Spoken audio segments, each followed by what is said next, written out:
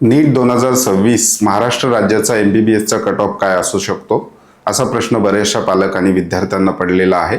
मागच्या 3 वर्षाचा trend analysis करून या वर्षीचा कट ऑफ कशा प्रकारे शिफ्ट होऊ शकतो याविषयी डिटेल डिस्कशन आपण आजच्या व्हिडिओमध्ये पाहणार आहोत।